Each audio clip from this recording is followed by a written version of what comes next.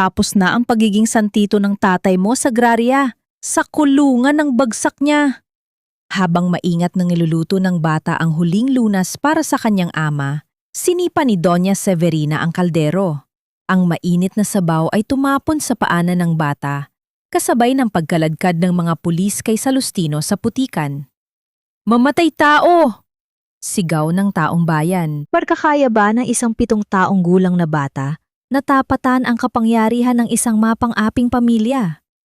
O tuluyan ng lalamunin ng dilim ang kanilang kaisa-isang pag-asa? Mamatay tao ang tatay mo sa Graria. Dapat lang siyang mabulok sa kulungan dahil sa ginawa niya sa anak ko. Ang boses ni Doña Severina Alcantara ay tila talim ng kumpit na humiwa sa katahimikan ng hapon. Sa mga sandaling iyon, si Sagraria ay nakaluhod sa malambot na lupa ng kanilang bakuran, maingat na namimitas ng mga dahon ng kamantige.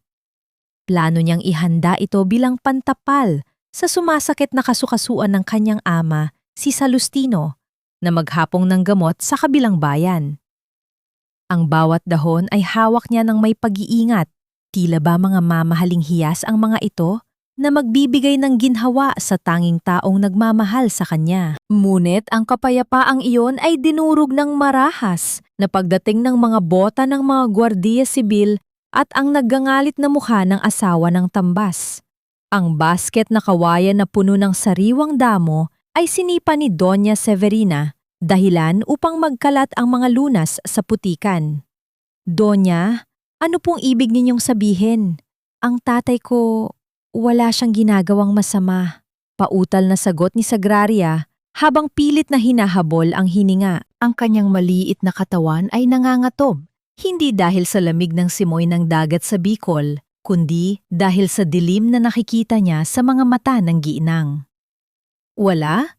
Pagkatapos uminom ng nilaga niyang damo, hindi na nakakakita at hindi na nakakagalaw ang anak ko. Pinuno ninyo ng lason ang katawan ni Santino." Muling sumigaw ang Donya at sa isang hudyat, kinaladkad ng mga gwardiya si Salustino palabas ng kanilang maliit na dampa. Ang matanda ay tila walang kalaban-laban. Ang kanyang mga kamay na libu-libong buhay na ang nailigtas ay marahas na iginapos ng malamig na bakal. Naramdaman ni Sagraria ang unti-unting pagguho ng kanyang mundo. Ang kanyang lalamunan ay tila nasasakal, tuyot at mahapdi. Nais niyang sumigaw, nais niyang bawiin ang kanyang ama, ngunit ang kanyang mga paa ay tila nakabaon na rin sa putik. Nang tangkaing lumapit ng bata upang hawakan ang laylayan ng baro ng kanyang ama, isang marahas na tulak ang tumapos sa kanyang pag-asa. Napasubsob siya sa lupang basa. Ang kanyang mukha ay nadikit sa mga dahon ng gamot na ngayon ay wala ng silbi. Mula sa lupa, nakita niya ang maruming sapatos ni Doña Severina na tumapak sa kanyang maliit na palad. Hindi siya dumaing, kahit na naramdaman niya ang pagbaon ng mga bato sa kanyang balat. Mas masakit ang makitang ang kanyang ama, ang kanyang bayani, ay itinuturing na isang kriminal sa harap ng buong bayan ng San Roque.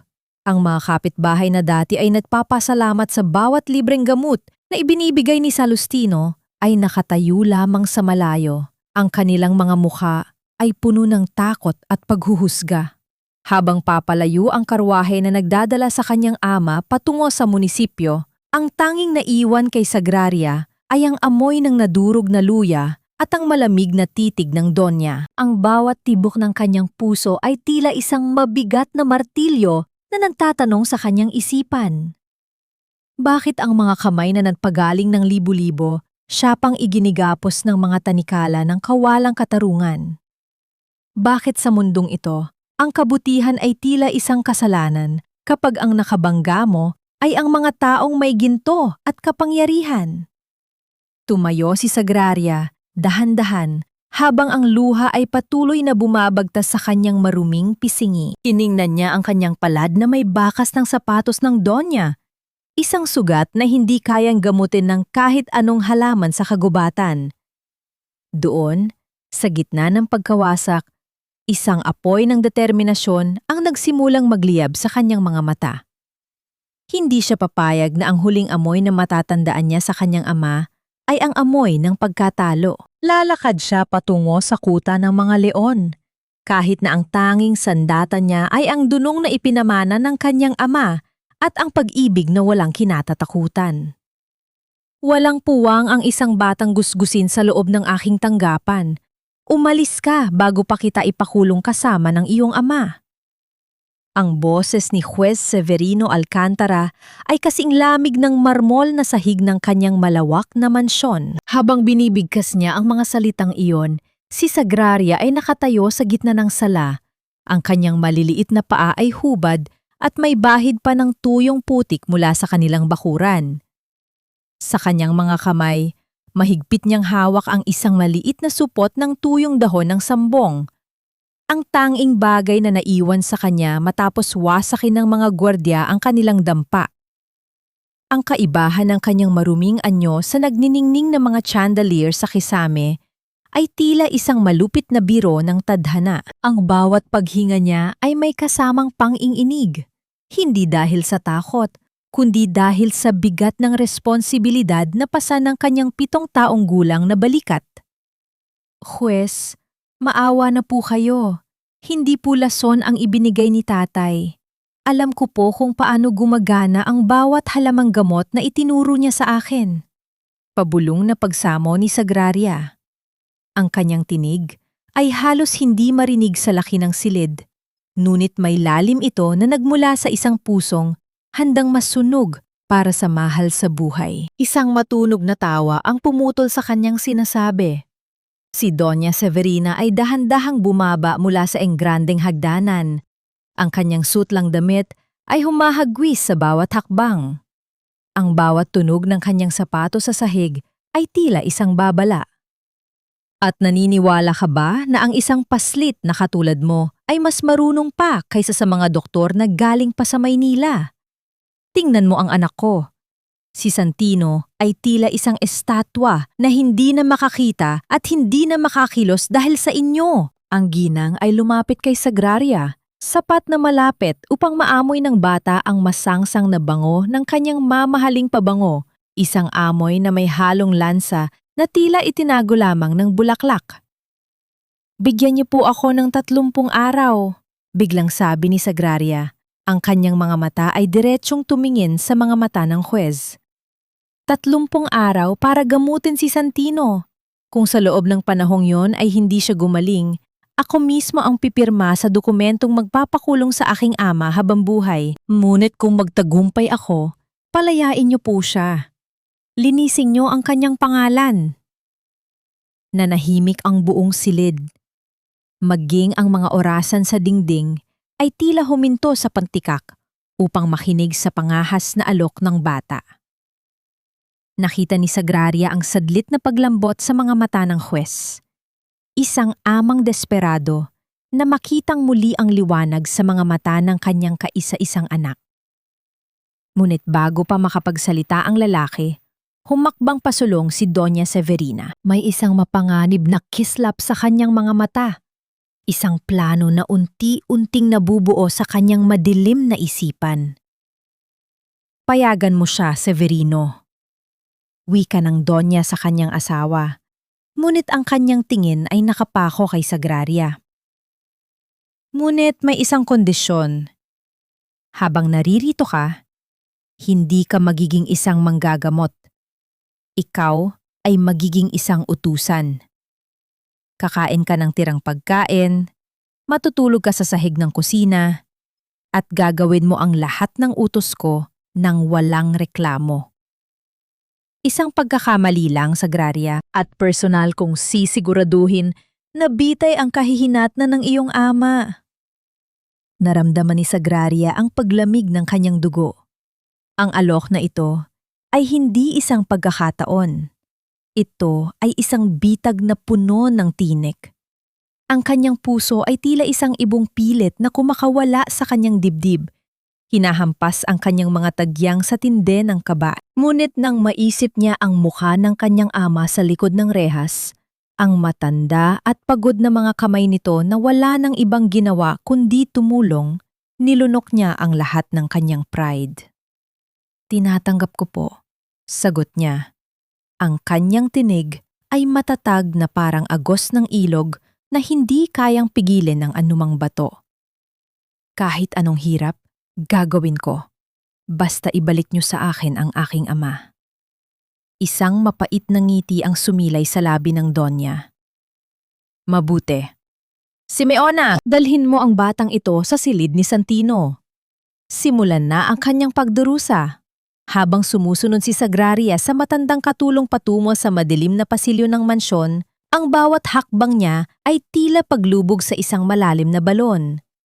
Nararamdaman niya ang mga mata ni Severina na nakabaon sa kanyang likuran, tila isang manunubok na naghihintay ng kanyang pagbagsak.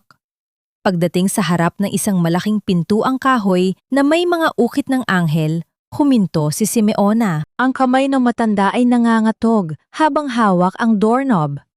Nang dahan-dahang bumukas ang pinto, isang kakaibang amoy ang bumati kay Sagraria. Amoy ng gamot na hinaluan ng nabubulok na pag-asa. Sa gitna ng kama, nakahiga ang isang batang lalaki na kasing puti ng papel. Ang mga mata ay nakatitig sa kawalan at ang katawan ay tila isang kahoy na walang buhay. Ngunit hindi ang anyo ni Santino ang nagpatigil sa tibok ng puso ni Sagraria. Mula sa kadiliman ng sulok ng silid, narinig niya ang isang mahinang kalos, isang tunog ng pagkayod na tila may isang bagay na pilit kumakawala sa ilalim ng sahig.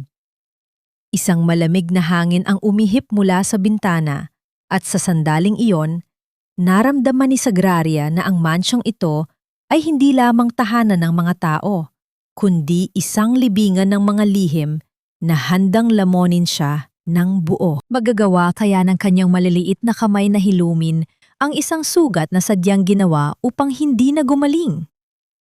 O siya ba ang susunod na biktima sa altar ng kasakiman ng pamilya Alcantara? Sa sahig ka matutulog, kasama ng mga hayop na kauri mo. Huwag mong hayaang madumihan ng iyong mga paa ang malinis na alpombra ng mansyong ito. Ang utos na ito ni Doña Severina ay tila isang latay na humiwa sa danggal ni Sagraria. Sa unang gabi niya sa mansyon ng mga Alcantara, ang kaisa-isang kuumot na ibinigay sa kanya ay isang lumang sako ng bigas na may amoy ng amag at alikabok. Ang sahig ng kusina ay malamig at matigas, at sa bawat sadlit ng katahimikan, naririnig niya ang mabilis na pagtakbo ng mga dambuhalang daga sa ilalim ng mga aparador. Ang bawat kalusko sa dilim ay nagpapabilis sa tibok ng kanyang puso. Tila ba ang mismong paligid ay naghihintay na lalamunin siya ng buo. Ngunit sa gitna ng takot, niyakap ni Sagraria ang kanyang sarili. Pilit na inaalala ang mainit na bisig ng kanyang ama at ang halimuyak ng sariwang hangin sa kanilang dalampasigan sa Bicol. Bago pa sumikat ang araw, ang bata ay pilit ng ginigising ng marahas na tapik ng tsinelas sa kanyang balikat. Hindi pa man nakakamulat ang kanyang mga mata, isang balde ng tubig at isang lumang basahan na ang inihagis sa kanyang harap. Linisin mo ang buong pasilyo bago ka pumunta sa silid ni Santino. Isang bakas ng dumilang ang makita ko. Hinding-hindi ka makakakain ngayong araw. Ang bulyaw ng mayordomang si Tia Maring na tila ba nakuha na rin ang bagsik ng kanyang amo. Sa loob ng 5 oras, ang maliliit na kamay ni Sagraria ay namula at namintog dahil sa matapang na sabon at walang tigil na pagpupunas sa mahabang pasilyo. Ang kanyang likod ay tila mababali na sa hirap at ang gutom ay nagsisimulang humukay sa kanyang sikmura. Nang matapos ang gawain, dahan-dahan siyang lumapit kay Doña Severina na kasalukuyang nag-aalmusal lang mainit na tsokolate at ensaymada. Doña, tapos na po ang pinagawa niyo. Maari ko na po bang simulan ang paghahanda ng gamot para kay Santino? Kailangan ko po ng kaunting tanglad at luyang dilaw mula sa inyong harden. Ang mahinahon at puno ng pag-asang hiling ng bata.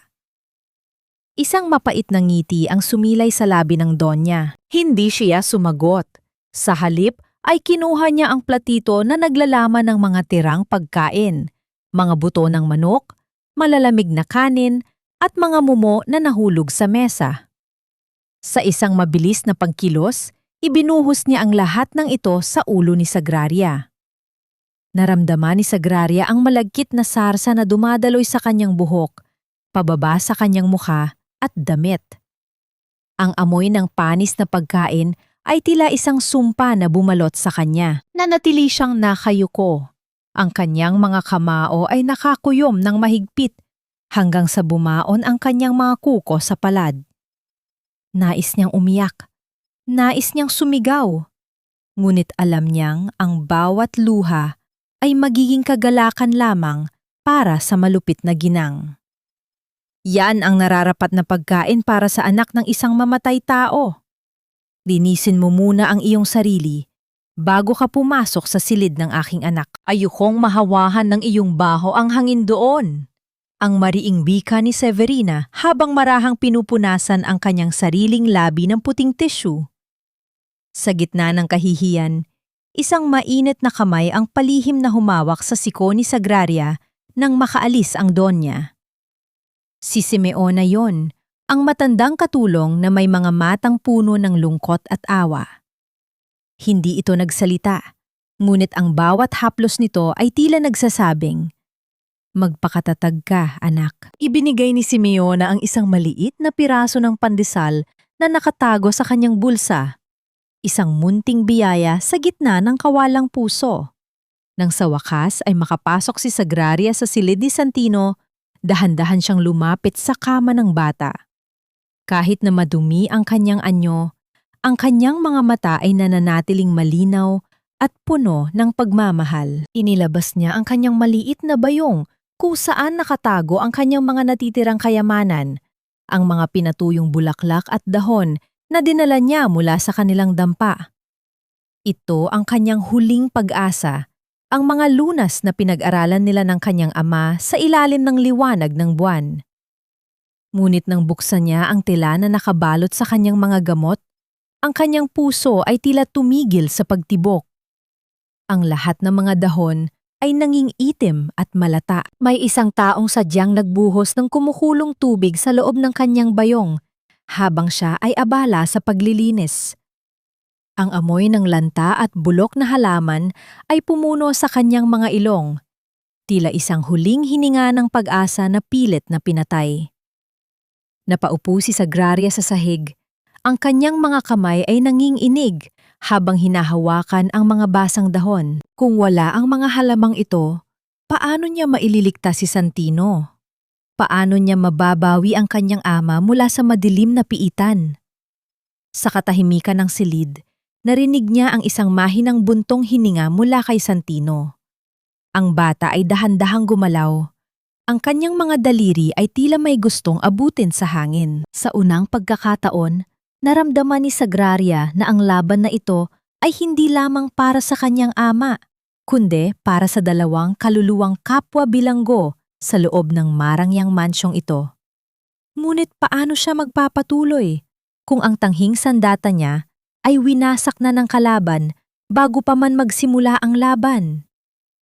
Sayang lang, ang bawat sentimong ginagastos namin sa batang yan, Severino, para na siyang patay na kahoy na nagpapadumi sa karangalan ng ating pamilya. Ang malamig na tinig ni Doña Severina mula sa kabilang silid ay tila isang palasong tumarak sa pandinig ni Sagraria. Habang naririnig ito, ang bata ay dahan-dahang nagpupunas ng pawis sa noo ni Santino gamit ang isang basang piraso ng kanyang sariling damit, ang tanging malinis na tela na natira sa kanya. Sa kabila ng sariling gutom at hapdi ng kanyang mga palad mula sa maghapong paglilinis, hindi hinayaan ni Sagraria na makita ng sinuman ang kanyang panghihina. Ang bawat hagod niya sa balat ng batang may sakip ay puno ng pag-iingat. Tila ba natatakot siyang mabasag ang marupok na buhay na hawak niya?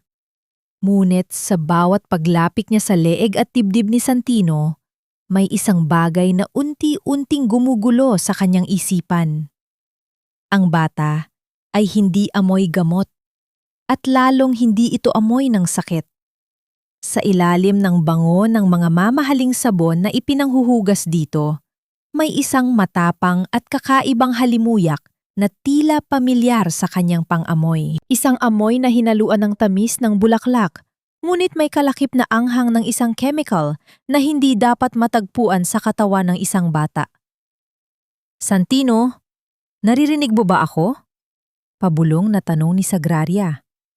Ang kanyang boses ay tila isang mahinang ihip ng hangin sa gitna ng malawak at madilim na silid. Nakita ni Sagraria ang bahagyang paggalaw ng mga pilik mata ni Santino. Isang maliit na reaksyon, ngunit para sa bata, ito ay tila isang pagsabog ng pag-asa. Dahan-dahan niyang inilapit ang kanyang ilong sa suot na damit ng batang Alcantara. Noon niya nakumpirma ang kanyang hinala. Ang amoy na iyon, ang amoy ng dugo ng birhen o ang bihirang halaman na kung tawagin ay landa, na sa tamang timpla ay lunas, ngunit sa maling gamit ay unti-unting nagpapatulog sa mga kalamnan hanggang sa tuluyang malumpo ang tao. Ito rin ang amoy na laging dala ni Doña Severina sa tuwing dadaan ito sa pasilyo. Naramdaman ni Sagraria ang biglang pagbilis ng tibok ng kanyang puso. Ang kanyang mga tuhod ay tila nawalan ng lakas at napaupo siya sa gilid ng kama. Isang malamig na pawis ang gumuhit sa kanyang likod. Paano ito naging posible? Ang ina ba mismo ang nagbibigay ng dahilan ng paghihirap ng sarili nitong anak? Ang bawat haplos ba ng Donya ay hindi pagmamahal, kundi isang dahan-dahang paghatak kay Santino patungo sa kabilang buhay? Ang kaisipang ito ay tila isang dambuhalang alon na pilit siyang nilalamon. Nais niyang tumakbo palabas. Nais niyang isigaw sa huwes ang kanyang natuklasan. Ngunit, sino ang maniniwala sa isang 7 taong gulang na batang utusan laban sa makapangyarihang Donya? Sagraria. Tubig. Isang mahinang tinig, halos isang gasgas na tunog mula sa lalamunan ang narinig niya mula kay Santino. Mabilis na kinuha ni Sagraria ang baso ng tubig. Ngunit bago pa man niya ito maibigay, ang pinto ng silid ay dahan-dahang bumukas. Ang liwanag mula sa labas ay lumika ng isang mahabang anino na tumama sa kama ni Santino. Isang figura ng isang lalaki ang pumasok, hindi ang huwez, kundi si Sergio, ang pinsan ng tambas na laging may nakakalokong ngiti sa mga labi. Gising ka pa pala, munting manggagamot. Wika ni Sergio habang dahan-dahang isinasara ang pinto. May hawak siyang isang maliit na lalagyan ng pilak at sa loob nito ay isang mahabang karayom na kumikinang sa ilalim ng liwanag ng buwan. Huwag kang mag-alala. Ako na ang bahala sa kanya ngayong gabi. Magpahinga ka na sa iyong maduming sulok sa kusina. Nakita ni Sagraria ang takot na gumuhit sa mga mata ni Santino. Isang takot na tila humihingi ng tulong. Isang pakiusap na huwag siyang iwan sa kamay ng lalaking ito. Napansin din ng bata ang panginginig ng kamay ni Sergio habang inihahanda ang karayom. Ang amoy ng alkohol at ang matapang na chemical ay lalong tumindi. Tila ba ang hangin sa loob ng silid ay naging lason na rin. Hindi gumalaw si Sagraria. Nanatili siyang nakatayo sa pagitan ni Santino at ni Sergio. Ang kanyang maliit na katawan ay tila isang pader na pilit humaharang sa darating na panganib. Ano po yung ibibigay niyo sa kanya, Senyor Sergio? Sabi po ng tatay ko, hindi po dapat tinutusok ang balat ng isang taong may ganitong sakit. Ang matapang na tanong ni Sagraria kahit na ang kanyang boses ay nanginghinig sa kaba. Isang madilim na tingin ang ibinigay ni Sergio sa bata. Ang kanyang mukha ay nawala ng ngiti at sa halip ay napalitan ng isang anyo na tila isang hayop na nagugutom. Masyado kang maraming itinatanong para sa isang batang kaharampot lang ang alam. Umalis ka dyan bago ko iturok sa iyo ang lason na ito. Sa sandaling iyon, ang katahimikan ng mansyon ay tila naging isang mabigat na kumot na bumabalot sa kanila. Naririnig ni Sagraria ang bawat mabigat na paghinga ni Sergio at ang mahinang paghikbi ni Santino. Isang katanungan ang paulit-ulit na umaalingaw-ngaw sa kanyang isipan. Tila isang babala na nagmumula sa kailaliman ng kanyang kaluluwa. Posible bang ang kamay na nagluwal sa iyo at ang mga taong dapat nagtatanggol sa iyo ang siya ring magbaba sa iyo sa hukay para lamang sa kapangyarihan at ginto? Paano lalaban ang isang musmos kung ang kalaban ay ang mismong mga taong may-ari ng bahay na kanyang tinitirhan? Huwag kang lilingon, bata. Kumain ka lang ng mabilis bago pa tayo mahuli ng mga bantay. Ang boses ni Simeona ay tila isang kuskos ng tuyong palapa sa sahig. Mahinay, nanginginig, ngunit puno ng pagmamalasakit. Sa ilalim ng madilim na sulok ng kusina, kung saan ang tanging liwanag ay nagmumula sa isang upos ng kandila, iniabot ng matanda ang isang maliit na mangkok ng kanin na may nakapatong na piraso ng tuyong isda. Para kay Sagraria, na halos 2 araw ng tanging tubig lamang ang laman ng sikmura, ang amoy ng pagkaing iyon ay tila isang himala. Ang kanyang mga kamay ay nanginghinig habang sinusubo ang bawat butil. Ang lasa ng alat at kanin ay humahaplos sa kanyang lalamunan na tila isang mainit na yakap sa gitna ng malamig na mansyon. Bakit niyo po ako tinutulungan, Tia Simeona? Hindi ba kayo natatakot kay Doña Severina? Pabulong na tanong ni Sagraria habang pilit na nilulunok ang huling subo. Ang kanyang mga mata na mas malaki na tingnan dahil sa pagpayat ng kanyang pisingi ay nakatitig sa kulubot na mukha ng matanda. Isang malalim na buntong hininga ang pinakawala ni Simeona. Ang kanyang mga kamay ay marahang humawak sa magaspang na palad ng bata. Utang na loob, Sagraria. Noong nakaraang taon, nang dapuan ng malubang lagnat ang aking kaisa-isang anak, walang ibang tumingin sa kanya kundi ang iyong ama. Hindi siya humingi ng kahit isang sentimo. Sa halip ay siya pa ang nagbigay ng pambili ng bigas namin. Ang buhay ng anak ko ay utang ko sa kabutihan ni Salustino. Hindi ko kayang sikmurain na makita ang kanyang anak na tinatrato na parang basahan sa bahay na ito. Naramdaman ni Sagraria ang init na dumadaloy sa kanyang puso. Sa gitna ng kalupitan ng mga alkantara, may isa palang kuta ng pag-asa na hindi niya inaasahan. Ngunit ang kislap ng pasasalamat sa kanyang mga mata ay napalitan ng takot nang masigpitan ni Simeona ang hawak sa kanyang kamay. Makinig ka sa akin, munting manggagamot. Mag-ingat ka kay Doña Severina at Senyor Sergio. Noong isang gabi, habang naglilinis ako sa silid-aklatan, narinig ko silang nag-uusap. May binabanggit silang kargamento ng mga gamot na galing sa labas ng bansa. Sabi ni Sergio, kapag tuluyan nang nawala ang paningin at lakas ni Santino, wala nang hahadlang sa kanila na makuha ang lahat ng mana ng bata. Ang sakit ni Santino, hindi yan basta-basta dumating. Sadyang dahan-dahang pinapatay ang batang iyon upang walang maghinala sa kanila. Ang bawat salita ni Simeona ay tila isang malamig na tubig na ibinuhos sa katawan ni Sagraria. Ang kanyang hinala ay totoo. Ang mansyong ito ay hindi tahanan, kundi isang bitag na puno ng lason at kasinungalingan. Nais niyang itanong kung ano pang alam ng matanda. Ngunit ang katahimikan ng gabi ay biglang nabasag ng isang tunog na nagpapatigil sa tibok ng puso ng sinumang nakakarinig nito. Ang tunog ng mahabang ratan na dahan-dahang kinakaladkad sa sahig na kahoy. Isang tuyong kalos na papalapit ng papalapit mula sa madilim na pasilyo. Nandito na siya, pabulong na sabi ni Simeona. Ang kanyang mukha ay nawala ng kulay. Mabilis niyang itinago ang mangkok sa ilalim ng isang sako ng uling, habang si Sagraria naman ay mabilis na yumuko sa sahig, pilit na nagkukunwaring naglilinis ng mga mansa ng grasa. Ang pinto ng kusina ay bumukas ng marahan, at doon ay tumayo si Doña Severina. Ang kanyang anino ay tila isang dambuhalang ibon na lumulukob sa buong silid. Hawak niya ang isang mahabang yantok, at ang dulo nito ay dahan-dahang humahampas sa kanyang palad. Isang ritmo na tila orasan ng kamatayan. Anong ginagawa ninyong dalawa rito sa gitna ng gabi? Ang malamig na tanong ng Donya. Ang kanyang mga mata ay nanunuot.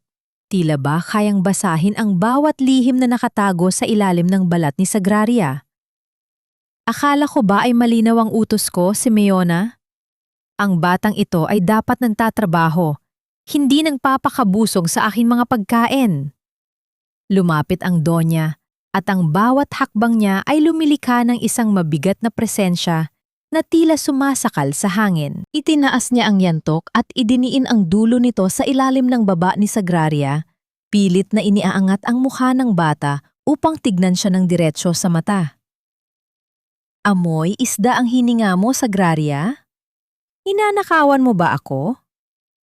Isang mapait ng ngiti ang sumilay sa labi ni Severina, ngunit ang kanyang mga mata ay nananatiling walang buhay. Siguro ay kailangan mo ng isang paalala kung anong nangyayari sa mga taong kumakalaban sa akin. Naramdaman ni Sagraria ang hapdi ng yantok sa kanyang balat. Ngunit hindi siya kumurap. Sa loob-loob niya, paulit-ulit niyang sinasabi ang pangalan ng kanyang ama. Kung ang buhay ni Santino ay nakasalalay sa kanyang pananatili rito, titiisin niya ang bawat hampas, ang bawat gutom, at ang bawat pang-aalipusta. Wala po kaming ninanakaw, Donya. Naglilinis lamang po kami ni Tia Simeona upang hindi po kayo maputikan bukas. Ang mahinahong sagot ni Sagraria, kahit na ang kanyang buong katawan ay nanginginig sa kaba. Itinaas ni Severina ang yantok.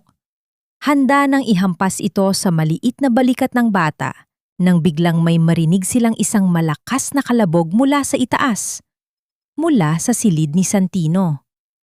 Isang tunog ng basag na baso at isang mahinang daing na tila nagmumula sa kailaliman ng lupa. Napahinto ang Donya. Ang kanyang anyo ay biglang nagbago mula sa pagiging mapang-api patungo sa isang anyo ng matinding pagkabalisa. Mabilis niyang binitawan si Sagraria at tumakbo patungo sa hagdanan. Naiwan si Sagraria at Simeona sa kusina, kapwa hingal at basa ng pawis. Tiningnan ng bata ang matanda at sa sandaling yon, alam nilang dalawa na ang oras ay unti-unti nang nauubos. Ang lason sa loob ng mansyong ito ay hindi lamang nasa mga gamot, kundi nasa bawat sulok ng mga pusong nabulag ng kasakiman. Magagawa kaya ni Sagraria na hanapin ang lunas bago pa tuluyang lamunin ng dilim ang batang si Santino?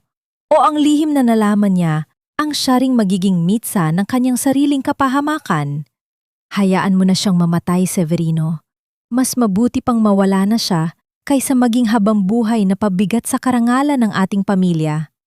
Ang mga salitang ito ni Doña Severina ay tila isang malupit na hanging humampas sa mukha ni Sagraria habang siya ay nakasilip sa siwang ng pinto. Sa loob ng silid, ang bata ay nakikitang dahan-dahang nang ungisay si Santino. Ang kanyang mga labi ay nangingitim at ang kanyang paghinga ay tila isang tuyong batis na paubos na ang agos. Habang ang mag-asawang Alcantara ay nagtatalo sa kabilang panig ng mansyon, si Sagraria ay nakaluhod sa tabi ng kama ni Santino. Mahigpit na hawak ang malamig na kamay ng bata. Ang bawat luhang pumapatak mula sa mga mata ni Sagraria ay tila isang panalangin na pilit humahabol sa papalayong buhay ng kanyang kaibigan. Sa labas, ang langit ng Bicol ay naggangalit. Ang bawat paghampas ng hangin sa mga bintanang tanso ay lumilikha ng isang nakakatakot na ingay na tila ba ang kalikasan mismo ay nagdadalamhati. Ang ulan ay bumubuhos ng napakalakas. Ang bawat patak nito sa bubong ay tila mga libo-libong maliliit na martilyo na dumudurog sa huling pag-asa ni Sagraria. Kailangan ko ng dahon ng gabi-gabihan. Pabulong nga sabi ni Sagraria sa sarili. Ang kanyang boses ay nanginginig sa ginaw at takot. Alam niya na ang halamang iyon lamang, na namumukadkad sa gitna ng matinding ulan at baha, ang makakapigil sa lason na unti-unting umaakyat sa puso ni Santino. Ngunit ang halamang iyon ay matatagpuan lamang sa dulo ng harden, malapit sa matarik na dalampasigan kung saan ang alon ay handang lamonin ang sinumang mangahas na lumapit. Dahan-dahan siyang lumabas ng silid, umiiwas sa bawat liwanag ng lampara ng mga gwardiya na nagpapatrolya sa pasilyo. Ang kanyang maliit na katawan ay tila isang anino na sumasayaw sa gitna ng dilim. Nang marating niya ang pinto sa likod ng kusina, isang malakas na bugso ng hangin ang sumalubong sa kanya. Tila ba isang higanting pilit siyang itinutulak pabalik? Hindi huminto si Sagraria. Humakbang siya palabas sa gitna ng malupit na bagyo. Ang putik ay lumulubog sa kanyang mga binti. Ang bawat hakbang ay tila isang pakikipagbuno sa lupang ayaw siyang pakawalan. Ang lamig ng ulan ay tumatagos sa kanyang manipis na damit na nanuot sa kanyang mga buto. Ngunit ang apoy sa kanyang puso para iligtas si Santino at ang kanyang ama ay mas matindi pa kaysa sa anumang bagyo. Nasaan ka na? Nasaan ka na? Ang kanyang pabulong na pagsamo habang kinakapa ang mga madulas na bato sa dilim. Ang kidlat ay gumuguhit sa langit, nagbibigay ng panandaliang liwanag na nagpapakita sa naglalakihang alon sa baba ng bangin. Sa isang iglap ng liwanag, nakita niya ito. Ang luntiang dahon ng gabi-gabihan na sumasayaw sa gitna ng hangin, nakakapit sa isang gumuhong bahagi ng lupa. Gumapang si Sagraria. Ang kanyang mga kuko ay napupuno ng putik at dugo habang kumakapit sa mga ugat ng puno. Ang bawat paghampas ng ulan sa kanyang likod ay tila isang latay na nagpapahina sa kanyang katawan. Nang maabot niya ang halaman, isang malakas na kulog ang yumanig sa buong paligid kasabay ng pagguho ng lupang kanyang kinatatayuan. Napasigaw si Sagraria, ngunit ang kanyang tinig ay nilamon ng ingay ng bagyo. Nakakapit siya sa isang manipis na sanga. Ang kanyang mga paa ay nakabitin sa itaas ng nagngangalit na dagat. Sa kabila ng panganib, hindi niya binitiwan ang halaman. Pinilit niyang iyangat ang kanyang sarili. Ang bawat kalamnan sa kanyang katawan ay sumisigaw sa sakit, hanggang sa muli siyang makatapak sa matigas na lupa. Pabalik sa mansyon, ang kanyang paningin ay nagsisimula ng lumabo. Ang bawat ilaw na nakikita niya ay tila mga bituin na dahan-dahang namamatay. Ang kanyang paghinga ay naging mababaw at ang bawat tibok ng kanyang puso ay tila isang paalam. Nang marating niya ang gitna ng malawak na harden, ang kanyang mga tuhod ay tuluyan ng bumigay. Bumagsak si Sagraria sa gitna ng putikan. Ang lamig ng lupa ay tila isang malambot na higaan na nag-aanyaya sa kanya na pumikit na at magpahinga. Ngunit sa loob na kanyang nakakuyom na palad, nararamdaman niya ang init ng halaman, ang luntiang buhay na tanging magliligtas kay Santino. Tatay, malapit na po. Ang huling bulong ni Sagraria bago tuluyang lamunin ng dilim ang kanyang malay. Nakadapa ang bata sa gitna ng malupit na bagyo, basa, madumi, at tila walang buhay. Ang kanyang maliliit na daliri ay mahigpit pa ring nakayakap sa halamang kanyang pinagbuwisan ng buhay, habang ang ulan ay patuloy na bumubuhos, tila ba sinusubukang hugasan ang lahat ng sakit at dumi sa kanyang maliit na katawan? Sino ang makakakita sa kanya sa gitna ng ganitong kadiliman? At kung sakalimang may makahanap sa kanya, huli na ba ang lahat para sa bata at para kay Santino? Itapon niyo ang basurang yan sa labas.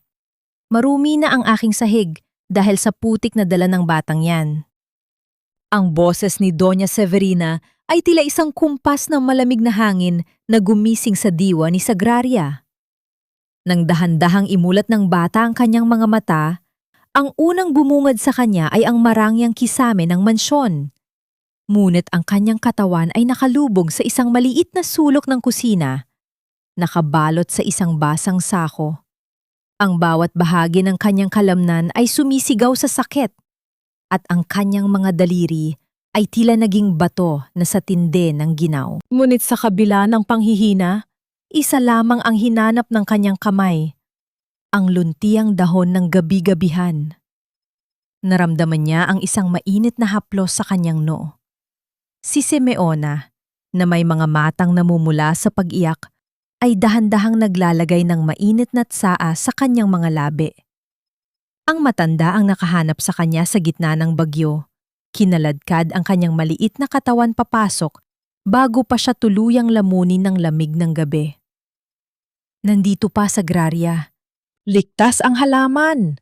Pabulong na sabi ni Simeona, tila binabasa ang isipan ng bata. Sa kabila ng panginginig, pinilit ni Sagraria na bumangon. Gamit ang isang maliit na batong gilingan, Dahan-dahan niyang dinurog ang dahon, hinaluan ng kaunting katas ng kalamansi at isang patak ng langis na galing sa kanyang ama. Ang bawat pag-ikot ng bato ay tila isang dasal na nagmumula sa kanyang kaluluwa. Ang amoy ng sariwang luntian ay humalo sa amoy ng kanyang sariling dugo mula sa mga sugat sa kanyang kamay. Ngunit hindi niya ito pinansin. Nang pumasok siya sa silid ni Santino, ang silid ay balot ng katahimikan na tila isang libingan. Ang Huwes Severino ay nakaupo sa tabi ng kanyang anak. Ang kanyang mukha ay puno ng matinding pighati at pagod. Tiningnan niya si Sagraria, ang batang madumi, basang-basa at tila galing sa isang digmaan. At sa unang pagkakataon, nakita ni Sagraria ang isang patak ng luha sa mga mata ng makapangyarihang lalaki. Gawin mo na ang dapat mong gawin, bata. Ang paos na utos ng huwes. Dahan-dahang lumapit si Sagraria. Inilagay niya ang dinurog na lunas sa mga talukap ng mata ni Santino at sa ilalim ng kanyang dila. Pagkatapos, sinimulan niyang awitin ang isang lumang kundiman na laging kinakanta ng kanyang ama sa mga pasyenteng nawawalan ng pag-asa. Ang kanyang boses, bagaman nanginginig, ay tila isang mahinang agos ng tubig na dahan-dahang naghuhugas sa madilim na karamdaman ng bata. Santino, tingnan mo ang dagat. Amuyin mo ang hangin ng Bicol. Bulong ni Sagraria habang hinahaplos ang noo ng bata. Lumipas ang mga oras na tila mga taon. Ang bawat tibok ng orasan sa dingding ay tila isang mabigat na hakbang patungo sa katapusan. Ngunit sa kalagitnaan ng gabi, isang himala ang naganap na nagpatigil sa mundo ni Sagraria. Ang mga pilik mata ni Santino ay dahan-dahang gumalaw. Isang maliit na kurap, mabagal, hirap, ngunit totoo. Ang mga matang dati ay nakatitig lamang sa kawalan ay dahan-dahang lumingon patungo sa direksyon ni Sagraria. Isang mahinang ungol ang lumabas sa lalamunan ng batang Alcantara. Isang tunog na tila isang pinto na dahan-dahang bumubukas matapos ang mahabang panahon. Tatay, ang mahinang bulong ni Santino. Napahagulhol ang Huwes Severino. Niyakap niya ang kanyang anak ng may pag-iingat habang ang kanyang mga balikat ay nanginginig sa tindi ng emosyon. Sa sandaling iyon, ang lahat ng kapangyarihan at ginto ng mga Alcantara ay walang silbi kumpara sa isang kurap ng kanyang anak. Ngunit sa gitna ng kagalakang ito, isang anino ang nakatayo sa may pintuan. Si Doña Severina, na may mukhang kasing puti ng pader, ay nakatingin sa kanyang anak na nagkamalay. Wala sa kanyang mga mata ang kagalakan ng isang ina. Sa halip, ang naroon ay ang matinding takot ng isang taong alam na ang kanyang mga kasalanan ay unti-unti nang nahuhuli ng liwanag. Lumapit ang Donya, ang kanyang mga kamay ay nakakuyom ng mahigpit sa kanyang sutlang damit. Isang swerte lang yan. Huwag kayong magtiwang dahil bukas ay baka bumalik din siya sa kadiliman. Tumingin si Sagraria sa Donya. Sa unang pagkakataon, hindi natakot ang nararamdaman ng bata. Nakita niya ang bawat butilang pawi sa noo ng ginang at ang panginginig ng mga labi nito. Ang amoy ng dugo ng birhen sa damit ng Donya ay tila sumisigaw ng katotohanan. Hindi po siya babalik sa dilim, Donya. Ang matapang na sagot ni Sagraria habang ang kanyang mga mata ay nagniningning sa ilalim ng liwanag ng buwan. Dahil ang liwanag ay hindi nanggagaling sa mata, kundi sa katotohanang pilit ninyong itinatago. Ang Huwes Severino ay dahan-dahang tumayo at hinarap ang kanyang asawa. Ang kanyang tingin ay puno ng pagduda na hindi niya kailanman naramdaman noon. Isang malalim na lamat ang nabuo sa pagitan ng mag-asawa, isang lamat na tila hindi na kailanman muling mabubuo. Paano tatanggapin ng isang ama na ang liwanag na nagligtas sa kanyang anak ay nanggaling sa batang kanyang inape, habang ang dilim na pumatay dito ay nanggaling sa babaeng kanyang pinakamahal? Magnanakaw, isang hamak na anak ng kriminal, pumasok sa aming pamamahay para lamang limutin ang aming mga hiyas. Ang sigaw na ito ni Sergio ay tila isang malakas na sampal na bumasag sa katahimikan ng umaga. Sa mga sandaling iyon, si Sagraria ay kasalukuyang nasa maliit na sulok ng harden, maingat na nagdidikdik ng mga sariwang talbos ng bayabas para sa panghugas sa mga sugat ni Santino. Ang kanyang mga daliri ay may bahid pa ng luntiang katas, at ang kanyang mukha ay puno ng pawis mula sa pagtatrabaho sa ilalim ng sikat ng araw. Ang bawat galaw niya ay puno ng debosyon, tila ba ang bawat pag-ikot ng batong gilingan ay isang dahan-dahang pagbuo muli sa nawasak na buhay ng batang Alcantara. Ngunit ang lahat ng kapayapaang iyon ay naglaho ng marahas siyang kinaladkad ni Sergio patungo sa gitna ng sala, kung saan naghihintay ang Huwes Severino at ang nagngingit-ngit na si Doña Severina. Inihagi siya ng lalaki sa harap ng mag-asawa, dahilan upang tumalsik ang kanyang maliit na bayong ng mga damo. Nawawala ang gintong agnos ng aking ina. Iyon ang pinakaimportanteng heirloom ng pamilyang ito, at ang batang ito lamang ang tanging nakakapasok sa silid kung saan ito nakatago, ang mariing paratang ni Sergio. Ang kanyang mga mata ay nanlilisik, tila isang hayop na handang manakmal, habang ang kanyang mga labi ay may nakatagong ngiti ng tagumpay. Naramdaman ni Sagraria ang matinding panlalamig ng kanyang sikmura. Wala po akong kinuha, Senyor Sergio. Ang tanging bitbit ko lang po ay ang mga halamang lunas para kay Santino. Hindi ko po kailangan ang inyong ginto. Pabulong na sagot ng bata. Ang kanyang tinig ay nanginginig sa gitna ng matinding pagkapahiya. Huwag kang magsinungaling, paslit. Alam nating lahat na kailangan nyo ng pera para pambayad sa abogado ng tatay mong mamamatay tao. Isang malakas na tulak ang muling ibinigay ni Sergio sa balikat ni Sagraria. Kapit-bisig kayo sa nakawan, gaya ng ginawa nyo sa buhay ni Santino. Lumapit si Sergio at marahas na hinawakan ang manipis na braso ni Sagraria. Sinimula niyang kapapin ang mga bulsa ng luma at tagpitagping damit ng bata. Ang bawat haplos ng lalaki ay puno ng pandidiri at puwersa. Tila ba hindi isang tao ang kanyang hinahanap, kundi isang peste na dapat durugin. Naramdaman ni Sagraria ang sakit ng pagkabaon ng mga daliri ni Sergio sa kanyang balat. Ngunit mas masakit ang makita ang pagdududa sa mga mata ng Huwes Severino, ang lalaking unti-unti na sanang naniniwala sa kanya. Ilabas mo ang ninakaw mo, ang bulyaw ni Sergio, habang pilit na itinataas ang suot na baro ng bata upang tingnan kung may nakatago sa loob nito. Sa gitna ng marahas na paghalugog, isang bagay ang dahan-dahang nalaglag mula sa bulsa. Hindi sa bulsa ni Sagraria, kundi mula sa loob ng vest na suot ni Sergio mismo. Isang matunog na pagtama ng metal sa makinis na sahig ang umalingonggaw sa buong sala. Nanahimik ang lahat. Ang gintong agnos na may malalaking perlas at ruby ay nadniningning sa ilalim ng chandelier. Nakahiga ito sa sahig. Ilang pulgada lamang ang layo mula sa sapatos ni Sergio. Ang mukha ni Sergio ay biglang nawala ng kulay, naging kasing puti ng papel na kasing lamig ng bangkay. Ang kanyang mga kamay na kanina ay marahas na humahawak kay Sagraria ay biglang nang inig at nawalan ng lakas. Ang tanging maririnig sa silid ay ang mabigat na paghinga ng Huwes Severino, na tila isang bulkang malapit ng sumabog. Sergio, anong ibig sabihin nito? Ang paos at mapanganib na tanong ng Huwes. Ang kanyang tingin ay nakapako sa agnos at pagkatapos ay dahan-dahang tumingala sa kanyang pinsan. Severino, makinig ka? Hindi ko alam kung paano napunto yan sa akin. Baka inilagay yan ng bata sa bulsa ko para pagbintangan ako. Ang mabilis at desperadong palusot ni Sergio, ngunit ang kanyang mga mata ay hindi mapakali.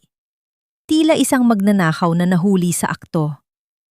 Tumingin si Sagraria kay Sergio at pagkatapos ay sa Huwes. Sa kabila ng sakit ng kanyang braso at ang dumi sa kanyang damit, tumayo siya ng matuwid. Hindi ko po kayang hawakan ng gintong yan, Huwes. Ang mga kamay ko po ay para lamang sa pagpitas ng mga lunas, hindi para sa pagkuha ng hindi sa akin. Ang amoy po ng agnos na yan, amoy ng alak at tabako. Gaya po ng amoy ni Senyor Sergio sa tuwing pumapasok siya sa silid ni Santino. Isang malakas na sampal ang ibinigay ng Huwes Severino kay Sergio, isang tunog na tila pagpunit ng tila sa gitna ng katahimikan. Umalis ka sa paningin ko, Sergio. Huwag mo hahayaan na makita muli ang anino mo sa loob ng mansyong ito hanggat hindi ko napatutunayan ang lahat. Nang makaalis si Sergio na puno ng puot at kahihiyan, naiwan ng Huwes at si Sagraria sa gitna ng sala. Lumapit ang matanda sa bata at dahan-dahang hinawakan ang kanyang namumulang braso. May pagsisisi sa kanyang mga mata, isang amining hindi mabigkas na kanyang mga labi. Bakit ka nananatili rito, bata? Sa kabila ng lahat ng paghihirap na ibinibigay namin sa iyo? Ang mahinang tanong ng Huwes. Tumingin si Sagraria sa bintana kung saan tanaw ang asul na dagat ng Bicol. Dahil ang katotohanan po ay parang dagat, Huwes. Maaari ninyong itapon ang lahat ng basura at lason dito. Ngunit balang araw, ibabalik din ito ng alon sa pampang. At sa araw na yon, gusto ko pong narito ako para makita ninyo na hindi kailanman nagkamali ang aking ama. Isang katanungan ang naiwan sa isipan ng lahat sa loob ng mansyong iyon, tila isang nakatagong tinik sa lalamunan. Kung ang mga taong kadugo mo ay kayang magnakaw at magsinungaling sa harap ng iyong mukha, sino pa ang tunay na lason sa loob ng tahanang ito? At ano pa mga lihim ang nakabaon sa ilalim ng marangyang pamumuhay ng mga alkantara na handang sumabog anumang sandali? Iwan mo na ako rito, Sagraria. Iligtas mo ang iyong sarili at ang bulaklak na yan. Mas mahalaga ang buhay ni Santino kaysa sa isang matandang katulad ko. Ang pagsamong ito ni Simeona ay tila isang mapait na hapdi sa gitna ng masukal na kagubatan ng Bicol. Habang binibigkas ito, ang matanda ay nakasandal sa isang malaking puno ng nara. Ang kanyang kanang binti ay may malalim na sugat mula sa pagkakahulog sa madulas na dalisdis. Sa kabilang banda, si Sagraria ay nakaluhod sa kanyang tabi. Mahigpit na hawak ang isang kulay gintong bulaklak na kung tawagin ay sinag-araw. Ang tanging lunas na may kakayahang humigop sa lason ng landa na unti-unting pumapatay kay Santino. Ang bawat talulot ng bulaklak ay nagniningning sa ilalim ng bahagyang liwanag ng bukang liwayway, tila isang munting sulo ng pag-asa sa gitna ng kadiliman. Naramdaman ni Sagraria ang init ng kanyang sariling luha na humahalo sa malamig na hamog ng umaga. Ang kanyang mga paa ay puno ng paltos. Ang kanyang mga kamay ay gasgas mula sa pag-akyat sa matatarik na bato. Ngunit ang kanyang diwa ay nananatiling matatag. Sa bawat paghinga niya, nararamdaman niya ang tibok ng puso ng kanyang ama. Isang paalala na ang bawat hakbang niya sa bundok na ito ay hakbang patungo sa kalayaan ni Salustino. Hindi po, Tia Simeona. Sabay tayong pumasok sa gubat na ito, sabay din tayong lalabas. Pabulong na sagot ni Sagraria. Ang kanyang boses ay nanginghinig, ngunit may determinasyon na tila isang matibay na haligi ng kawayan na hindi kayang baliin ng anumang hangin. Ang amoy ng bulaklak na ito ang kabaligtaran ng amoy ni Doña Severina. Ito ang amoy ng buhay, Tia. At hindi ko hahayaang mamatay ang buhay na ito. Dahan-dahang pinunit ni Sagraria ang laylayan ng kanyang suot na baro upang itali sa sugat ni Simeona. Ang bawat kilos niya ay puno ng pag-iingat. Tila ba ang bawat hibla ng tela ay isang dahan-dahang paghilom sa sakit na kanilang dinaranas. Ngunit ang katahimikan ng gubat ay biglang nabasag ng tunog ng mga tuyong sanga na tinatapakan, isang mabigat at mabilis na yabag na papalapit sa kanilang kinalalagyan. Isang figura ang lumitaw mula sa likod ng malalaking dahon ng anahaw. Hindi ito gwardiya, kundi si Sergio. Ang kanyang anyo ay tila isang hayop na nasugatan. Madumi, gulo-gulo ang buhok at ang mga mata ay puno ng matinding poot. Hawak niya ang isang maikling baril at ang dulo nito ay diretsong nakatutok sa dibdib ng 7 taong gulang na bata. Akala niyo ba ay makakatakas kayo? Akala niyo ba ay hahayaan ko kayong sirain ang lahat ng pinaghirapan ko? Ang paos na buliw ni Sergio. Ang kanyang mga labi ay nanginginig sa galit. Kapag namatay ang batang Alcantara, ako ang magiging tagapagmana. At kapag nawala ka, wala nang manggagamot na maglalantad sa katotohanan. Naramdaman ni Sagraria ang panlalamig ng kanyang buong katawan. Ang dulo ng baril ay tila isang malamig na mata ng kamatayan na nakatitig sa kanya. Tiningnan niya si Simeona na ngayon ay pilit na bumabangon sa kabila ng sakit at pagkatapos ay tiningnan niya ang bulaklak sa kanyang kamay. Sa isang mabilis na pagkilos, itinago ni Sagraria ang bulaklak sa loob ng kanyang damit malapit sa kanyang puso. Senyor Sergio, hindi niyo po kailangang gawin ito. Ang ginto po ay hindi kayang bumili ng isang payapang tulog. Ang matapang na wika ni Sagraria, kahit na ang kanyang mga binti ay tila magsasarana sa tindi ng kaba. Ang lason na ibinibigay niyo kay Santino, alam ko na po kung saan nanggagaling. At alam ko rin na hindi kayo ang tunay na nagmamahal sa pamilyang ito. Isang tuyong tawa ang pinakawala ni Sergio. Isang tunog na tila pagkiskis ng bakal sa bato. Ang pagmamahal ay para sa mga mahihina, Sagraria. Sa mundong ito, ang tanging mahalaga ay ang kapangyarihan. Sa isang biglang paggalaw, sinubukan ni Simeona na sunggaban ang binti ni Sergio upang bigyan ng pagkakataon si Sagraria na tumakbo. "Takbo, Sagraria! Takbo!" Ang sigaw ng matanda. Isang marahas na sipa ang ibinigay ni Sergio sa sugatang binti ni Simeona, dahilan upang mapagaing ang matanda sa tindi ng sakit. Sa kaguluhan, nawalan ng balanse si Simeona at dahan-dahang nahulog sa gilid ng dalisdis. Walang tunog ng pagsabog, kundi ang kalos lamang ng kanyang katawan sa mga sanga at dahon hanggang sa mawala siya sa paningin ni Sagraria. "Tia Simeona!" Ang hiyaw ni Sagraria. Ang kanyang boses ay umalingaw-ngaw sa buong bundok. Tila isang panaghoy na humihingi ng tulong sa mga anito ng kagubatan. Ibinaling muli ni Sergio ang baril kay Sagraria. Ang kanyang daliri ay dahan-dahang humihigpit sa gatilyo. Ang hangin sa paligid ay tila tumigil sa pag-ihip at ang bawat huni ng ibon ay naglaho. Nanatiling nakatayo si Sagraria sa gilid ng bangin. Ang kanyang mga mata ay diretsong nakatingin sa baril habang ang kanyang maliit na kamay ay nakahawak sa kanyang dibdib kung saan ang bulaklak ng buhay ay tumitibok kasabay ng kanyang puso. Isang tunog ng pagtama ng tingga sa matigas na bato ang narinig, kasunod ng isang malakas na sigaw ng sakit. Ngunit hindi si Sagraria ang bumagsak. Sa gitna ng usok at alikabok, isang katanungan ang naiuwan sa hangin.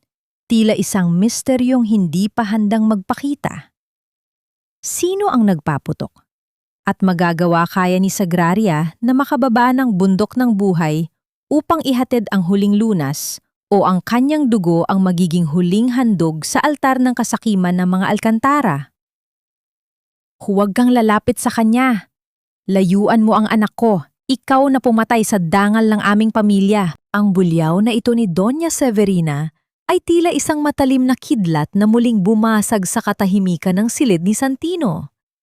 Habang binibigkas niya ito, si Sagraria ay nakatayo sa may pintuan. Ang kanyang anyo ay halos hindi na makilala. Ang kanyang buhok ay punong-puno ng tuyong putik at dahon. Ang kanyang mga paa ay may mga sugat na patuloy na naglalabas ng dugo at ang kanyang hininga ay tila isang kinakalawang na makina na pilit humahabal sa hangin. Ngunit sa gitna ng kanyang panginginig, ang kanyang mga kamay ay mahigpit na nakayakap sa kanyang dibdib. Pinoprotektahan ang gintong bulaklak ng sinag-araw na tila ito ang kanyang sariling hininga. Nakaligtas siya sa gubat. Ang putok ng baril na narinig niya ay nanggaling sa mga gwardiya ng huwes na lihim na sumunod kay Sergio. Ngunit sa gitna ng kaguluhan, ang tanging inisip ni Sagraria ay ang makabalik sa mansyon bago pa tuluyang lumubog ang araw sa ika-30 araw ng kanilang kasunduan. "Juez Severino, ito na po ang huling lunas.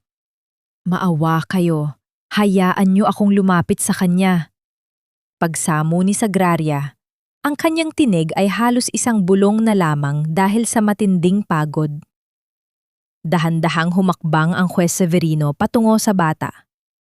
Tiningnan niya ang mga sugat ni Sagraria, ang pawis na humahalo sa putik sa mukha nito, at ang ningning ng bulaklak na hawak ng bata. Isang mabigat na desisyon ang mababanaag sa kanyang mga mata. Hinarap niya ang kanyang asawa na kasalukuyang naglulupasay sa galit. Tumabi ka, Severina. Hayaan mo siyang gawin ang huling pagkakataong ito. Kung mamatay ang anak natin, mamatay na rin ang lahat ng pag-asa ko. Ang mariing wika ng Juez, ang kanyang tinig, ay puno ng otoridad na hindi matatanggihan. Lumapit si Sagraria sa higaan ni Santino. Ang amoy ng dugo ng berhen sa silid ay tila lalong tumitindi. Tila ba ang hangin mismo ay nagiging malapot at nakakasakal. Dahan-dahan niyang dinurog ang mga talulot ng gintong bulaklak. Hinahalo ito sa kanyang sariling luha na pumatak sa maliit na tasa. Ang bawat patak ng katas ay nagniningning. Tila ba may sarili itong liwanag na pilit na gumagapi sa dilim ng silid. Inilagay niya ang lunas sa mga labi ni Santino. Pagkatapos, gamit ang kanyang nanginginig na mga daliri, ipinunas niya ang natitirang katas sa mga talukap ng mata ng bata. Ang katahimikan sa loob ng silid ay tila isang mabigat na kumot na bumabalot sa lahat. Maririnig ang bawat mabigat na paghinga ng Juez at ang mabilis na kabog ng dibdib ni Sagraria. Gising na, Santino. Narito na ang liwanag ng araw na kinuha nila sayo. Pabulong na sabi ni Sagraria sa tenga ng bata. Lumipas ang ilang minuto na tila mga oras. Walang nangyayari. Nanatiling nakapikit si Santino, ang kanyang katawan ay tila isang malamig na estatwa. Isang mapait na tawa ang pinakawala ni Doña Severina mula sa gilid. Sabi ko na sa inyo, niloloko lang tayo ng batang ito. Isa siyang mangkukulam na gaya ng kanyang ama.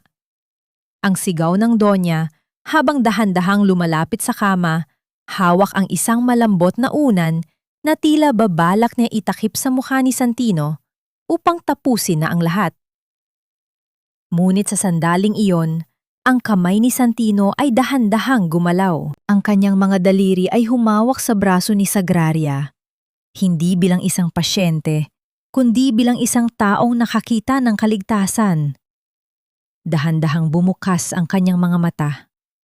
Sa unang pagkakataon sa loob ng mahabang panahon, ang mga matang dati ay puti at walang buhay ay nagkaroon ng kulay. Ang kanyang paningin ay dahan-dahang tumuon sa paligid, lumilinaw sa bawat segundo. Ang unang nakita ni Santino ay ang mukha ni Sagraria. Ang batang nagbuwis ng buhay para sa kanya, ngunit nang lumingon siya sa kanyang kabilang panig, nakita niya ang kanyang ina, si Doña Severina, na hawak ang unan at may mukhang puno ng sindak. Hindi ikaw ang nanay ko! Ikaw ang pumatay sa akin! Ikaw ang nagpapakain sa akin ng lason gabi-gabi! Ang hiyaw na ito ni Santino ay tila isang pagsabog na yumanig sa buong mansyon. Ang kanyang boses ay puno ng poot at takot, isang sumbong na nagmula sa kailaliman ng kanyang kaluluwa. Ang Juez Severino ay napaatras, ang kanyang mukha ay nawalan ng kulay habang tinitingnan ang kanyang asawa. Binitawan ni Doña Severina ang unan, ang kanyang mga mata ay nanlilisik habang nakatingin kay Sagraria at sa kanyang sariling anak. Wala na ang maskara ng isang mapagmahal na ina. Ang naroon na lamang ay ang anyo ng isang halimaw na nahuli sa sariling bitag. Paano tatanggapin ng isang ama na ang liwanag na nagbalik sa kanyang anak ay siya ring nagbunyag sa madilim na puso ng babaeng kanyang pinakasalan? At ano ang gagawin ni Sagraria ngayong ang katotohanan ay tila isang apoy na handang tupukin ang lahat ng nasa loob ng mansyong Alcantara? Wala kayong ebidensya! Anak kita, Santino, paano mo nagagawang pagbintangan ang sarili mong ina sa harap ng maraming tao? Ang boses ni Doña Severina ay tila isang basag na batingaw na umalingaw-ngaw sa malawak na sala ng mansyong Alcantara. Habang binibigkas niya ito, ang kanyang mga mata ay nanlilisik, tila isang hayop na nasusukol sa kuta. Sa kanyang harap, si Santino ay nakatayo na. Nanginginig ang mga binti, ngunit matatag ang pagkakahawak sa kamay ni Sagraria. Ang bata ay tila isang munting ibong na tutong muling lumipad matapos ang mahabang panahon ng pagkakabilanggo sa kadiliman. Sa kabilang panig, ang Huwes Severino ay nakaupo sa kanyang upuang nara. Ang kanyang muka ay kasing tigas ng bato, habang ang mga kamay ay mahigpit na nakahawak sa mga dokumento ng korte. Naramdaman ni Sagraria ang matinding hapdi sa kanyang mga sugat, ngunit mas matindi ang tibok ng kanyang puso. Ang amoy ng katarungan ay nagsisimula ng humalo sa amoy ng mga bulaklak sa paligid. Ang bawat paghinga niya ay may kasamang panalangin para sa kanyang ama na kasalukuyang naghihintay sa malamig na selda. Ang ebidensya po, Huwes, ay wala sa mga papel na hawak ninyo. Ang mahinahong wika ni Sagraria, habang ang kanyang tinig ay dahan-dahang lumalakas sa gitna ng katahimikan. Nasa amoy po ito ng tiyang ipinapainom ng Donya kay Santino tuwing gabi. Ang dugo ng berhen ay may kakaibang halimuyak na hindi nawawala kahit ihalo sa pinakamasarap na asukal.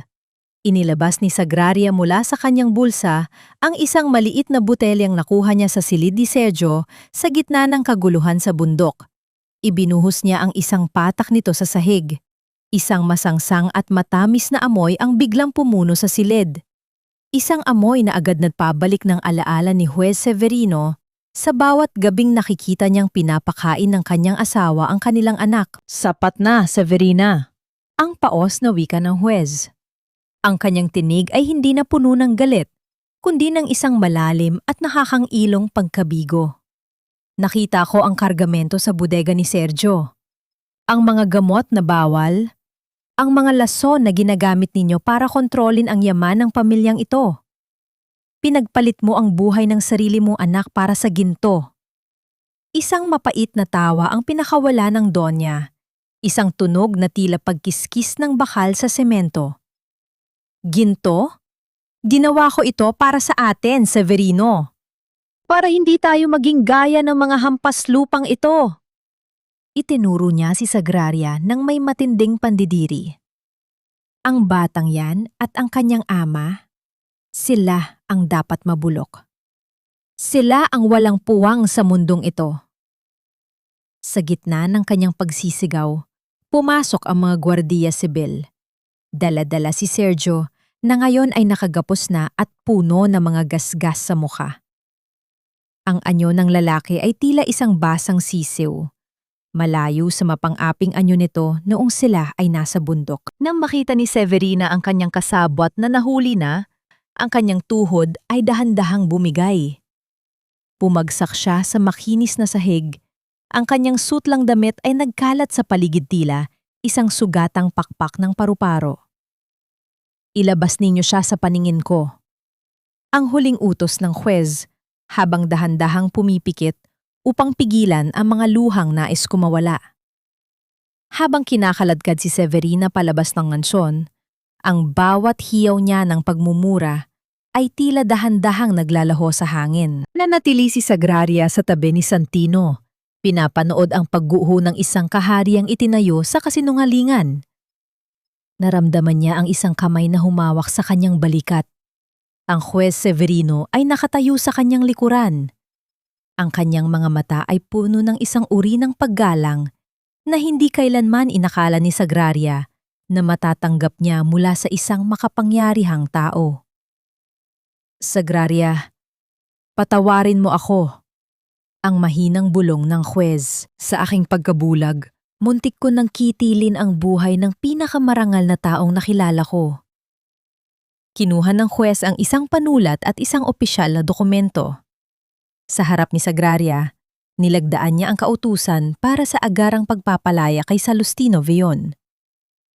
Ang bawat hagod ng panulat sa papel ay tila isang tunog ng kadena na dahan-dahang napuputol.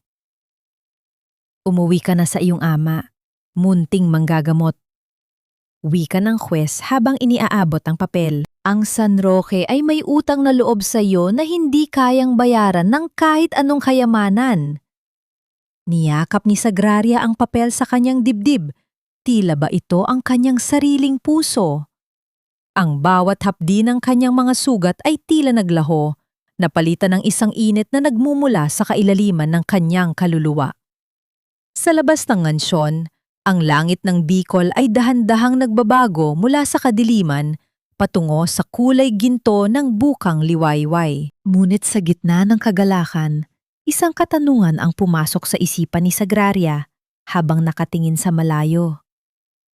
Magagawa kaya ng isang simpleng paglaya na burahin ang lahat ng pait at sakit na itinanim sa kanilang mga puso? At ano ang naghihintay sa kanila sa pampang ng dagat, kung saan ang alon ay tila bumubulong ng isang bagong simula? Ang sikat ng araw sa baybayin ng Bicol ay tila isang banayad na haplos ng ginto sa balat ni Sagraria, habang siya ay tumatakbo patungo sa munisipyo. Ang amoy ng alat ng dagat ay humahalo sa halimuyak ng mga sariwang bulaklak ng dapo na namumukadkad sa mga puno ng nara. Sa kanyang kanang kamay, mahigpit niyang hawak ang papel na may lagda ng huwes, ang dokumentong magtatapos sa madilim na kabanata ng kanilang buhay. Ang bawat hakbang niya sa tuyong lupa ay tila isang pag-iwan sa lahat ng paep, gutom, at pang-aalipusta na kanyang tiniis sa loob ng mansyong Alcantara. Nang marating niya ang pintuan ng piitan, ang mabigat na bakal na rehas ay dahan-dahang bumukas. Ang tunog ng pagkiskis ng metal sa semento ay hindi na nagdulot ng takot kay Sagraria. Sa halip, ito ay tila isang kumpas ng musika na naghuhudyat ng kalayaan. Mula sa madilim na sulok ng selda, dahan-dahang lumabas ang isang matandang lalaki. Ang kanyang buhok ay mas pumuti na, ang kanyang katawan ay mas bumagsak, at ang kanyang mga mata ay tila pagod na sa pagtitig sa kawalan. Tatay, ang tanging salitang lumabas sa bibig ni Sagraria. Ang kanyang boses ay naging isang basag na hikbi na nagmula sa kailaliman ng kanyang kaluluwa. Napatigil si Salustino. Tumingin siya sa kanyang 7 taong gulang na anak. Ang batang madumi pa rin ang suot na damit, may mga bakas ng sugat sa braso, ngunit may mga matang nagniningning na tila mga bituin.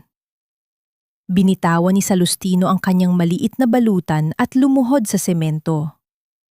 Sa isang iglap, nagyakap ang mag-ama sa gitna ng pasilyo. Walang salita. Tanging ang tunog lamang ng kanilang magkasabay na paghikbi ang pumuno sa silid. Naramdaman ni Sagraria ang magaspang at nanginginig na mga kamay ng kanyang ama na humahaplos sa kanyang buhok. Tila binubura ang bawat hapdi ng yantok ni Doña Severina. Patawarin mo ako, anak. Pinabigat ko ang iyong balikat. Pabulong na sabi ni Salustino. Ang kanyang tinig ay basa ng luha. Umiling si Sagraria habang nakabaon ang mukha sa dibdib ng kanyang ama. Hindi po, tatay. Ang dunong na ibinigay niyo ang nagligtas sa atin. Tayo po ang aking lakas. Sa labas ng munisipyo, naghihintay ang mga taong bayan ng San Roque. Ang mga mukhang dati ay puno ng paghuhusga at takot ay napalitan ngayon ng hiya at pagsisisi. Ang mga kapitbahay na dati ay tumatalikod sa kanila ay dahan-dahang lumalapit, may dalang mga basket ng prutas at sariwang isda bilang alay ng paumanhin. Ang katahimikan ng paligid ay tila isang pagkilala sa kabayanihan ng isang musmos na batang itinuring nilang basura. Isang karwahe ang dahan-dahang huminto sa tapat nila. Mula rito ay bumaba ang Huwes Severino, katuwang ang kanyang anak na si Santino. Ang bata ay hindi na nakahiga sa kama. Bagaman hirap pa sa pagbalanse, si Santino ay nakatayo na sa kanyang sariling mga paa gamit ang isang baston na gawa sa kahoy. Lolo Salustino, tawag ni Santino. Ang kanyang boses ay malinaw at puno ng buhay. Lumapit ang bata at dahan-dahang nagmano sa matandang manggagamot. Salamat po dahil hindi niyo ako pinabayaan. At salamat po kay Sagraria dahil dinalhan niya ako ng liwanag. Napanghiti si Salustino, isang tunay na ngiti na nagpabata sa kanyang anyo. Tumingin siya sa Huwes Severino na ngayon ay nakatayo ng may pagpapakumbaba. Mang Salustino, Ang mansyon ko ay bukas para sa inyo bilang pasasalamat, wika ng huwez. Ngunit alam kong mas mahalaga sa inyo ang inyong maliit na dampa sa tabi ng dagat. Ipinagawa ko na itong muli. At ang inyong harden, puno na ito ngayon ng mga pinakamahuhusay na halaman.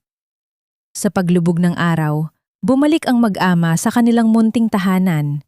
Ang amoy ng bagong gabas na pawid at sariwang lupa ay sumalubong sa kanila. Wala na ang amoy ng lason. Wala na ang amoy ng dugo ng birhen. Ang tanging nananatili ay ang halimuyak ng mga halamang lunas na itinanim ni Sagraria. Isang amoy na sumasagisag sa paghilom ng mga sugat na hindi nakikita ng mata.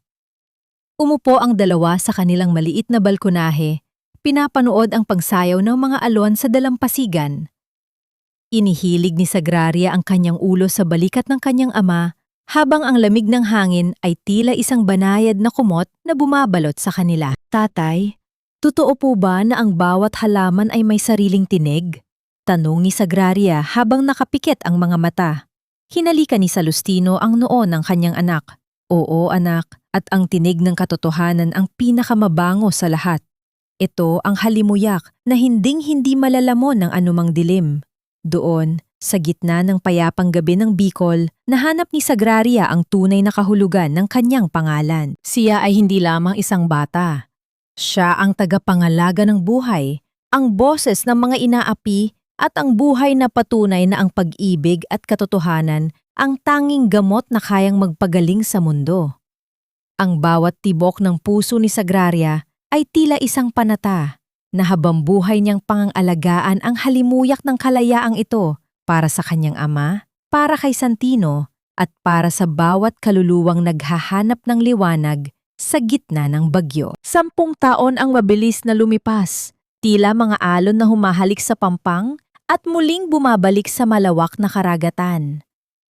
Ang munting dampa ni Sagraria sa baybayin ng San Roque ay hindi na lamang isang simpleng tirahan. Ito ay naging isang tanyag na kuta ng kagalingan na kung tawagin ng mga tao ay bahay ng liwanag. Ang amoy ng sariwang luyang dilaw, sambong at ang matamis na halimuyak ng sinag-araw ay nananatiling nakabalot sa bawat haligi ng bahay, tila isang proteksyon laban sa anumang sakit at pait ng mundo. Si Sagraria ay isa na kayong ganap na dalaga. Ang kanyang mga kamay na dati ay puno ng putik at sugat mula sa kalupitan ng mga alkantara, ay naging maselan, ngunit matatad na mga kamay ng isang tunay na manggagamot. Hindi lamang siya basta namimitas ng dahon. Siya ay nagtapos ng medisina sa lungsod sa tulong ng scholarship na itinayo ni Juez Severino. Ngunit, pinili niyang bumalik sa kanyang pinagmulang bayan upang pagsamahin ang dunong ng agham at ang sining ng tradisyonal na lunas ng kanyang ama. Sa isang hapong, tila pinintahan ng kulay rosas at kahel ang langit, isang matangkad at makisig na binata ang dahan-dahang naglalakad sa dalampasigan patungo sa dampa. Si Santino Alcantara, na ngayon ay wala na ring bakas ng sakit maliban sa isang bahagyang pilay na nagpapaalala sa kanyang nakaraan, ay laging dumarating sa bawat anibersaryo ng kanyang paggaling. Hawak niya ang isang aklat ng mga tula at isang bungkos ng puting bulaklak. Sagraria, tawag ni Santino, ang kanyang boses ay may lalim ng paggalang at isang uri ng pantingin na higit pa sa pagkakaibigan. Narito muli ako upang magpasalamat sa liwanag na ibinigay mo sa akin. Dahan-dahang lumingon si Sagraria, ang kanyang buhok ay hinahampas ng amihan. Isang matamis na ngiti ang sumilay sa kanyang mga labi. Lumapit si Santino at dahan-dahang inilagay ang kanyang kamay sa balikat ng dalaga. Walang mali siya. Tanging ang init ng pasasalamat at ang munting kislap ng kilig na nagmumula sa dalawang pusong kapwa dumaan sa matinding unos. Kumusta ang iyong ama? Tanong ni Santino habang nakatingin sa malayo kung saan ang mansyong Alcantara ay nakatayo pa rin, ngunit wala na ang dating kintab nito. Maayos po ang lagay ni Tatay Santino. Kasalukuyan siyang nagtuturo sa mga bata sa baryo kung paano kilalanin ang tinig ng mga halaman, sagot ni Sagraria. Ang kapayapaan po ay nananatili sa aming tahanan. Napag-alaman ni Sagraria na si Doña Severina ay pumanaw na sa loob ng piitan, mag-isa at balot ng sariling pagsisisi, habang si Sergio naman ay habambuhay ng mabulok sa madilim na selda. Hindi nakaramdam ng kagalakan si Sagraria sa sinapit ng mga ito. Sa halip, naramdaman niya ang isang malalim na pakikiramay sa mga kaluluwang nabulag ng kasakiman. Ang kanyang pagpapatawad ay hindi nangangahulugang kinalimutan niya ang lahat, kundi isang desisyon na huwag nang pasanin ang bigat ng nakaraan upang makalakad ng malaya patungo sa kinabukasan. Alam mo, Sagraria, pagpapatuloy ni Santino habang ang kanilang mga kamay ay bahagyang nagkadikit sa gitna ng hangin. Ang pinakamahalagang lunas na ibinigay mo sa akin ay hindi ang katas ng bulaklak, kundi ang pagtuturo sa akin na ang katotohanan ay may sariling bango at ang bango niyon ang tanging gabay natin sa gitna ng kadiliman. Tumingin si Sagraria sa kanyang ama na kasalukuyang nakaupo sa ilalim ng puno ng niyog, napapaligiran ng mga batang nagnanais matuto. Naramdaman niya ang tibok ng puso ng San Roque. Ang bawat tibok ay puno ng pag-asa at pagmamahal. Ang kwento ni Sagraria Vilon ay hindi lamang isang kwento ng panghihirap. Ito ay isang awit ng tagumpay ng kabutihan laban sa kasamaan, ng katotohanan laban sa kasinungalingan. Sa bawat paglanghap ng hangin sa baybayin ng Bicol, mararamdaman ang halimuyak ng isang batang naging manggagamot ng mga puso. Isang halimuyak na hinding-hindi maglalaho hanggat may mga taong handang maniwala sa kapangyarihan ng pag-ibig at katapatan.